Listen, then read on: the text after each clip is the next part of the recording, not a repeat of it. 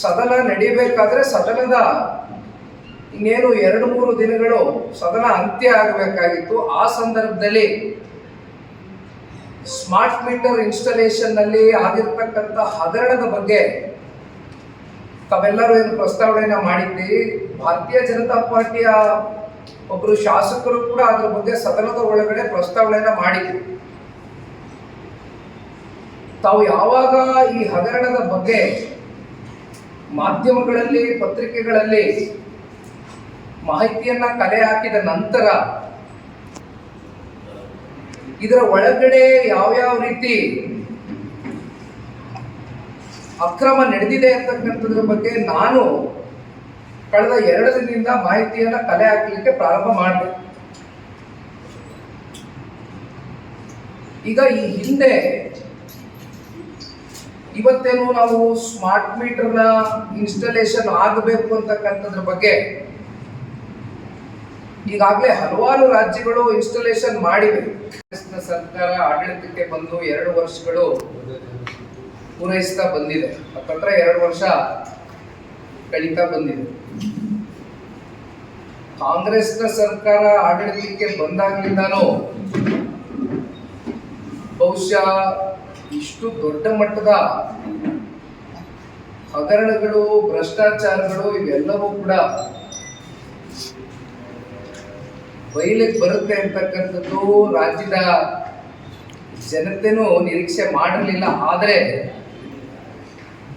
ಅವರ ಕಾರ್ಯವೈಖರಿ, ಅವರ ಆಡಳಿತದಲ್ಲಿ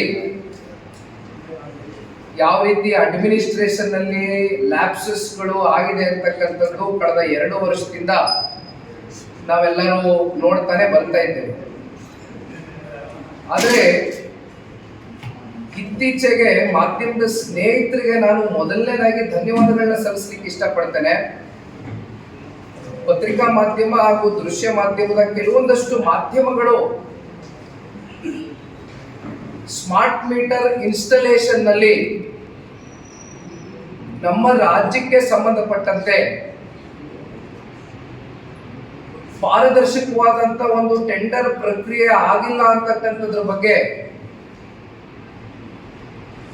ಹಲವಾರು ಮಾಹಿತಿಗಳನ್ನ ಸಂಗ್ರಹಣೆ ಮಾಡಿ ಈಗ ತಾನೇ ನಾವೆಲ್ಲ ರಾಜಕಾರಣದಲ್ಲಿ ಬರಬೇಕು, ನಮ್ಮಂತ ಯುವಕರುಗಳು ಇನ್ನೂ ಸಹಸ್ರಾರು ಸಂಖ್ಯೆಯಲ್ಲಿ ರಾಜಕಾರಣಕ್ಕೆ ಬರಬೇಕು ಅಂತಕ್ಕಂಥ ಬೈಕೆ ಇಟ್ಕೊಂಡಿರ್ತಕ್ಕಂಥ ಯುವಕರು ನಾವೇನ್ ಅಪೇಕ್ಷೆ ಪಡ್ತಾ ಇದೀವಿ ಅಂದ್ರೆ, ಸದನದ ಒಳಗಡೆ ಎಂತೆಂತ ಮಹನೀಯರು, ಪುಣ್ಯಾತ್ಮರು, ಎಂತೆಂತ ಅದ್ಭುತವಾದಂತ ಆಡಳಿತವನ್ನ ಕೊಟ್ಟಿರ್ತಕ್ಕಂಥ ಆಡಳಿತಗಾರರು ಒಂದು ಇತಿಹಾಸ ಇದೆ. ನಮ್ಮ ವಿಧಾನಸೌಧ ದೇವಾಲಯ ಇದ್ದಂಗೆ ಇಂಥ ದೇವಾಲಯದಲ್ಲಿ ಇವತ್ತು ಬೆಳಗ್ಗೆ ಮನಿ, ಸಂಜೆ ಹನಿ, ಮನಿ ಹನಿ ಸರ್ಕಾರ ಆಗೋಗಿದೆ.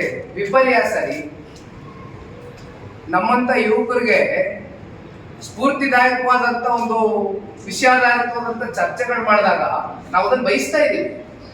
ಬಟ್ ನಮ್ಮ ರಾಜ್ಯ ಎಲ್ಲಿಗೆ ಬಂದಿದೆ ಅಂದ್ರೆ, ಸರ್ಕಾರ ಬೆಳಗ್ಗೆ ಮನಿ, ಸಂಜೆ ಹನಿ, ಮನಿ ಹನಿ ಸರ್ಕಾರ.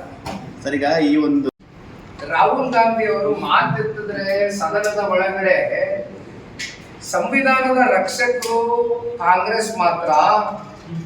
ಡಾಕ್ಟರ್ ಬಾಬಾ ಸಾಹೇಬ್ ಅಂಬೇಡ್ಕರ್ ಅವರು ಬರೆದಿರ್ತಕ್ಕಂಥ ಈ ಸಂವಿಧಾನದ ಪುಸ್ತಕವನ್ನ ಸುಮ್ಮನೆ ಕೈಯಲ್ಲಿ ಇಟ್ಕೊಂಡು ಗಂಟೆ ಅಳ್ಳಾಡಿಸಿದ್ರೆ ಆಗ್ಲಿಕ್ಕಿಲ್ಲ. ದಯಮಾಡಿ ರಾಹುಲ್ ಗಾಂಧಿ ಅವರು ಸಮೇತವಾಗಿ ಹೇಳ್ತಾ ಇದ್ದೀನಿ, ಕಾಂಗ್ರೆಸ್ನ ಎಲ್ಲಾ ಮಹಾನ್ ನಾಯಕರುಗಳಿಗೆ ಆ ಸಂವಿಧಾನದಲ್ಲಿ ಬರೆದಿರ್ತಕ್ಕಂಥ ಪ್ರತಿಯೊಂದು ಅಂಶನೂ ಕೂಡ ತಿಳುವಳಿಕೆ ಮೂಡಿಸ್ಕೊಳ್ತಕ್ಕಂಥ ಒಂದು ಕಾರ್ಯಕ್ರಮ ಯಾರಾದ್ರೂ ಬುದ್ಧಿಜೀವಿಗಳ ಜೊತೆ ಕೂತ್ಕೊಂಡು ಮಾಡ್ಕೊಳ್ತಕ್ಕಂಥದ್ದು ಸೂಕ್ತ. ಈ ಹಿಂದೆ ಲೋಕಸಭಾ ಚುನಾವಣೆಯಲ್ಲಿ ಒಂದು ಗೊಂದಲದ ವಾತಾವರಣ ಸೃಷ್ಟಿ ಮಾಡಿದೆ. ದೇಶದ ಪ್ರಧಾನಮಂತ್ರಿಗಳು ಸಂವಿಧಾನವನ್ನ ತಿದ್ದುಪಡಿ ಮಾಡ್ತಾರಂತೆ, ಬದಲಾವಣೆನೇ ಮಾಡ್ತಾರಂತೆ ಅಂತಕ್ಕಂಥ ಸುಳ್ಳು ಅಪಪ್ರಚಾರ ಮಾಡಿದ್ರು. ಆದ್ರೆ ಇತ್ತೀಚೆಗೆ ನೀವೇ ಹೇಳಿದಂಗೆ ಈ ರಾಜ್ಯದ ಏನು DCM ಇದ್ದಾರೆ, ಉಪಮುಖ್ಯಮಂತ್ರಿಗಳು ಯಾವುದೋ ಒಂದು ಚಾನೆಲ್ನ ಇಂಟರ್ವ್ಯೂನಲ್ಲಿ ಕೂತ್ಕೊಂಡು ಆ 30 ಸೆಕೆಂಡ್ಸ್ ಬೇಕು ಎಲ್ಲ ಕಡೆ ಓಡಾಡ್ತಾರೆ.